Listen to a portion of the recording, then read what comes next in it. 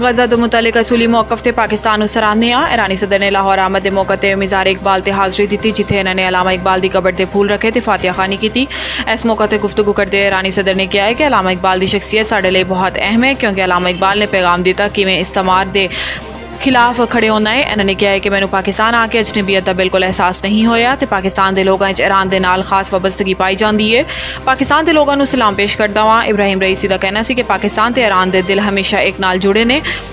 पाकिस्तान अवामी जलसे नाल खिताब करना चाहता सी, मगर कुछ वजूहात की वजह तो अवामी जलसे तो खिताब मुमकिन ना हो पाया। इन्होंने मजीद किया है कि गजा तो मुतलिक असूली मौकफ ते पाकिस्तान सराहने अपनी कौम ते अपने मुजाहिदां तो नाज है। इसराइल तो जंग फलस्तीनी कामयाब होंगे। वज़ीर आज़म ने टैक्स केसेस दानिस्ता अल्तवादा नोटिस लै लिता। चीफ कमिश्नर इनलैंड रेवेन्यू मुअत्तल।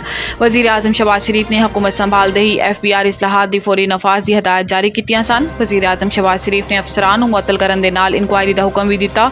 टैक्स ट्रिब्यूनल्स इस वक्त हुकूमत के सैकड़ों अरब रुपए के केस जेर इल्तवा ने, जबकि वज़ीर आज़म ने चीफ जस्टिस पाकिस्तान तो इन्होंने केसेस को जल्द निपटाने की दरखास्त भी की सी। इस्लामाबाद FBR के वकील की अदालत इवें ही एक केस की तारीखी ताखीर की इस्तदा ते वज़ीर आज़म ने नोटिस लैंदे हुए मुतलका हुकाम नूं फौरी तौर पर वाक़े की इंक्वायरी की हदायत की सी। वज़ीर आज़म शहबाज शरीफ ने कहा है कि कौमी खजाने का सैकड़ों अरब कानूनी तनाज़ात का शिकार है। इस बारे कोई भी लापरवाही ते कोताही कबूल नहीं की जाएगी। IMF के नाल तवील मुद्दती प्रोग्राम जरूरी है। इस्लामाबाद तकरीब नाल खिताब करते हुए वज़ीर खजाना मोहम्मद औरंगज़ेब ने कहा है कि पाकिस्तान स्टॉक मार्केट तारीख की बुलंद तरीन सतह ते ज़राअत का शोबा भी 5% तो ग्रोथ कर रहा है। इन्होंने कहा है कि मुल्की ज़र मुबादला के ज़खायर इजाफा होया है तो जून तक मुल्की ज़र मुबादला के ज़खायर 10 अरब डॉलर तक पहुँच जाएंगे।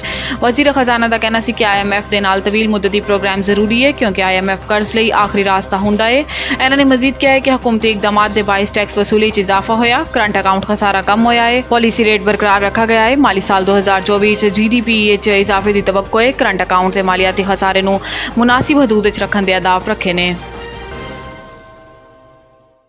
दुआया तकरीब ते मुकदमा अलीमा खान की अबूरी जमानत मंजूर। एडिशनल सैशन जज नादिया इकराम मलिक ने महफूज फैसला सुनाया। मुलजिमा अलीमा खान नूं 25,000 रुपये मालियत दा जमानती मुचल के जमा कराने का हुक्म दिता। एडिशनल सैशन जज नादिया इकराम ने बानी चेयरमैन PTI इमरान खान की रिहाई लई दुआया तकरीब ते दर्ज मुकदमे की समात की ते फरीकैन दे दलाइल सुने।